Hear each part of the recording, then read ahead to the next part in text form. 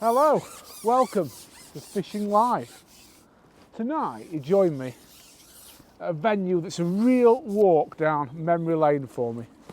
It's actually a place called Ecclesfield Pond, not too far, or in the middle of, should I say, Ecclesfield in Sheffield. And what I always remember about coming here is catching these things. Beautiful roach, and they actually go an awful lot bigger than this in here. I fished this place when I was a very young angler. The club I used to fish with, Woodseats AC, used to run a little winter league on here. And we'd all come over and we'd have breakfast in Morrison's around the corner, and then we'd fish these winter matches on here. And it was a really, really good place to learn about fishing, because it's never been an easy venue to fish in terms of always needed a lot of thought to get the best out of. But that to me makes this such a special place, because you really reap rewards for tinkering with your presentation, getting your feeding right, and basically experimenting until you can work out how the fish want the feed. And to be honest, that's what I've had to do tonight. I've only been fishing about half an hour. I've had 2 skimmers and 2 roach. I've worked out, and I think hopefully I'll be able to catch a few fish in this little video for you, because now I've worked out that the key is keep that bait falling through the water. All I'm doing is kinder potting a few of the Willy Worms micros mixed in with our Fuka Red 2-in-1 micro, so about half of each. And once the rig's settled, to be honest, I'm giving it no more than about 20 seconds, or a little indication that there's another little fish actually. See how quick that fish came after the bait had settled? Oh, it's come off. But the bite was almost, well, I'd say within 5 seconds of the bait properly settling on the bottom. And that's what I found this evening up to now. It's definitely a case of those fish probably sat just off the bottom, following the bait down to the bottom and picking yours up. And if you don't get a bite quickly, you've got to reset the trap. So obviously I kinder potted in that time, but because that was quite a fast bite, I don't really want too much bait building up on the bottom, so I'm just going straight back in. I've got a strung out rig on there, strung out number 10s on a 4/14 float, just letting it fall through the water. A couple of little back shot just to hold on to it. But if this doesn't go under within 30 seconds, I shall lift the rig out and drop it back in. And if it don't go under that time, I'll probably loose feed a tiny bit of bait, probably half a dozen 2-in-1 micros, because 3 out of them 4 fish I've caught in the last sort of 8 or 9 minutes by doing that, by working the bait more and by loose feeding a little bit more as well. And it always used to be the way on here. It's been lovely, because I bet I haven't fished here for certainly over 10 years. That I used to absolutely, oh, a little indication there, I used to absolutely love coming here, because it really is a place where you've got to think about how you want to fish. Fine down as well, that always used to be important. Light lines, small hooks. Now tonight, I'm not fishing too light. I've got an 010 hook length on, and that's because I've been speaking to the new owners here. Now, it's changed a lot since I used to come. When I used to come, this nursery, well, this house wasn't here, this nursery, that was a working men's club, believe it or not. And although the lake's not changed that much in terms of the pegs are still the same on the dam wall and round, I can see a lot of work's been done on this place in the last sort of 12 months. And that's because the pond has actually been taken over by, I was talking to him there, a chap called Daz and his family. And they've spent quite a lot of money up to now doing it up. They've redone the back side of the lake, they've got a desilter in. And it's brilliant to see, you know, this venue that's got so much history for anglers in Sheffield being paid that level of attention. It's really, really nice to see. So again, no bite there, I just loose fed a few. I'm just going to lift it up, drop it in again. Really is apparent how them fish are watching the bait fall through the water. Hopefully it won't be too long before we get another bite. certainly seem to be following it down. And it's difficult because obviously not knowing the place, and it's probably a good lesson for everybody, you don't want to be ploughing bait in to start with, because the danger is if you just turn up and lash bait in, especially this time of year when the water's still cold, you can sometimes find that you blow your peg before you start. You've really got to feel your way in, which is why I started off feeding quite gingerly with that pole mounted kinder pot we've got on there, waiting for bites. And then obviously once I found out how the fish are feeding, once I've found out they want that drop, I can then start loose feeding, and I'll probably build up as the evening goes on, be able to feed a little bit more and work out exactly really how they want it, because again, another little indication, a light float on there, 414s. If it weren't for this wind, I'd go even lighter. It's a bite. I don't know what that is. Might be another roach. But you can really sort of, oh yeah, it's a lovely little roach. You can really start to read the peg. But what's also interesting is the first two fish I caught were skimmers. So although this is probably better for bites, I'm getting more bites off the roach, I wonder whether being a bit patient with that kinder pot, as I was earlier, might be a better way to single out those slightly better skimmers. As I said, these are all thoughts that go around in your mind, and you can keep experimenting with that feeding, keep experimenting with how you put your rig in, and suss that out. So I'm feeding more red micros now than normal willy worms ones, just as a little trial. We'll see how we go on.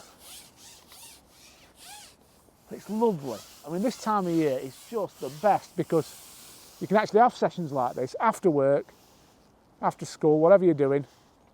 You can come out, have a couple of hours in an evening. And it's so good for your fishing to fish places like this where you have to work, you have to think about how you get your bites. I mean, some brilliant anglers used to come here over the years. I remember there's a lad called Scott Bufton who's quite local to this pond, and talking to the bailiff Dad, I was glad to hear he still actually comes down here and catches loads. I remember watching him as a kid on here, and just so good. You could learn so much just by watching him. Oh, what's this? This feels a better fish actually.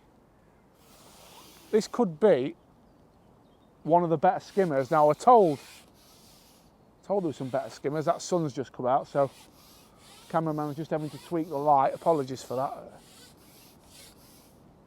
Hopefully it is one of the better skimmers. And that's interesting, we've fed a few more Fuka micros that time and a few less normal micros, as I said. Sometimes, I know it sounds strange, but sometimes it doesn't always really matter what you do on venues like this. But you do have to just keep tweaking things all the time and you'll fool better fish. It is a nice size skimmer, that is. If this was a match, I'd be really happy now catching that, because that in a match, as it used to be on here, would be a real bonus fish. Slipping back. Lovely. I mean, that fish, I'm saying skimmer, it is a skimmer, I think. It looks a bit hybridy, but I think it's just a slender skimmer. So from there we'll put another red micro on. I'll feed a few more, and then I'll give you your weekly fishing forecast. So just a little red micro on the hook, making sure I'm leaving plenty of point exposed, because we're getting a few bites now, and it's quite a small hook anyway. Hey up, it's in the landing net now, folks. That's when you try and look at the camera instead of looking at what you're doing, that is, sports fans. Right, we'll try that again, shall we? Red micro on the hook. Leave plenty of hook showing, because they're quite a small hook anyway. We're going to put a few red micros in the pot and a few normal micros, because I do think the normal micros are important as well. It's that mixture of bait, that variety. It always used to be the same on here, you know. We used to fish chopped worms and casters together back in the day, or red and white maggots for those who used to fish maggots, and I think just the fact you can alternate between a couple of baits, or in this case we can only hook the one, but they've got a couple of different baits to choose from, just helps you fool them extra couple of bites. If I came back, which I think I will before the end of the summer, folks, for another one of these lives, I'd probably bring a few more colours of Fuca and just mess about with maybe red, yellow and white micras. Interesting talking to the owner as well tonight. He's told me there's actually some carp in here to £33, which is huge. I never even knew there were fish that big in here. But I mean, it's only a small pond. It's a deep pond though. I mean, here we're fishing in probably 8 foot, no, 5.5, 6 foot of water. But I know over there on the dam wall, from memory, those far pegs over there, you can have up to like 8 foot in areas. It might be a bit deeper in the middle, I imagine. So, although it's not the biggest in area, there's plenty of water for that fish to live in.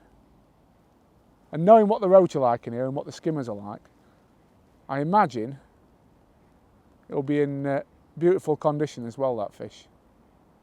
So you saw there, I just let that bait settle, then I gave it the lift and the drop again, and I would like to bet that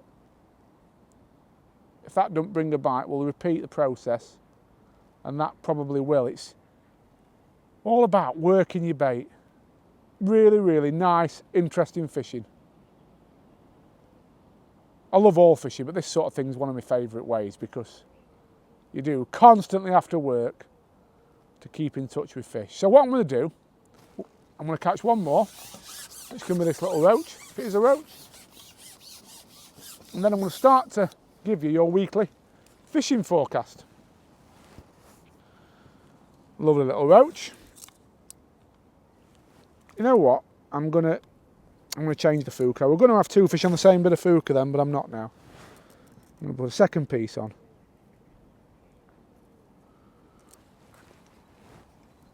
I'm not going to kinder pot that time. I want to just see what's down there, and I might catapult a few in and see what difference that makes. You'll probably see already that I'm mixing it up all the time, which I think's so important on venues like this. It's lovely. It's all sort of coming back to me, the things that we learnt when we used to fish here. Dave Tompkinson, my old mate, he used to bring me, and he used to do ever so well in our matches on here. Taught me ever so much about fishing. All little tiny things you can do to bring yourself a bite. There's no better way of learning that than on proper mixed venues like this, where it's quite clear, the water. It's really, really interesting fishing. So, what will the weekend hold? Oh, little indication, go on. Yes. What will the weekend hold? Well, I think it's going to be a lovely one in terms of being out on the bank. I mean, the forecast is really, really nice in the day. It's sort of sunny with some clouds, which is absolutely perfect. I mean, temperatures are warm in the day, 10, 11 degrees, which is nice. So commercial fishing wise, you could well see some muggers this weekend, I'm saying, folks. And by that I mean some cruising fish on the surface. I think, unfortunately, the only thing to temper it being a brilliant weekend sport is the overnight temperatures, because on Friday and Saturday night I'm seeing sort of a bit carried away there with that loose feeding. Try again, that's better. I'm seeing temperatures of -1 on Friday night and 0 degrees on Saturday night, so I do sort of worry that could knock things on the head a little bit. That said, because we've got the warm daytime temperatures, because we've got that sun, as I said, if you're going on a commercial, take your Polaroids, take your sunglasses if you've got some, and just be aware there might be a few fish to be mugged, because the upper layers of water will be warm, and when it's like that, the fish often like to cruise about and bask in the sun, especially if there's no wind. You'll be able to really see them quite well, and you might even catch them. Oh yes, chucking a waggler at them maybe, or maybe even flicking a pole rig at them. Could be quite an exciting way to spend a weekend's fishing. if other than obviously the mugging, as I mentioned, don't neglect the margins. I've said that the last couple of weeks, and in my own fishing, that's really been borne out as well, really. I've caught a lot of fish in the edge, commercial wise, when I've been out over the last few weeks, and that's because the edge of the water warms up faster than obviously the middle, the deepest part of the lakes, where the coldest water sits. So those fish will often be in that shallower water, whether that be up to an island or down a margin. So don't neglect fishing in sort of anywhere. I think this time of year between, I don't know, 2 and 4 foot of water really can be quite nice down an edge if you can get into it. It won't come in the really shallow water yet because it's still quite clear, and obviously they're not feeding that confident yet, but in the next few weeks as the water temperatures rise, I think they will. So that's obviously your commercial fisheries. Canals, now I've seen some really good sport on canals looking at results, and I know this weekend there's some big canal fishing festivals. There's the Wolverhampton AA2 Day this weekend, which looks really, really nice. And there was a good match on my local, I say local, it's not too far, the Aaron Calder. There's a good match on there at the weekend, some nice weights. So roach and skimmer fishing is still very, very good by the sounds of it. It doesn't sound like anything's really headed off to spawn just yet. The roach are still there in numbers, and there's some skimmers feeding in the places that I've been watching the results for. So I think all being well, you should be in for a nice weekend sport, whatever you do. Just be aware of the nighttime temperatures, as I've said. Start off steady, and maybe if you're going pleasure fishing, you could go out a little bit later, maybe late morning into the afternoon and the evening. I think you'll probably have a better chance of a good time because obviously that water will have just warmed up from that sharp frost. The main thing is, folks, we've got these extra couple of hours light now of an evening. I think it's about 6 o'clock as I sit here making this film, and I'm hoping to have another hour or so yet. And that's a lovely thing as we move into spring. So whatever you're doing this weekend, have a good one. Get out, go fishing, and as Tommy would say, don't be a blanker.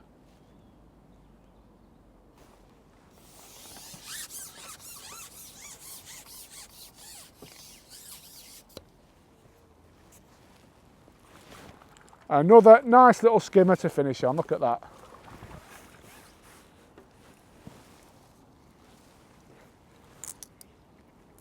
I'll see you all next week, folks.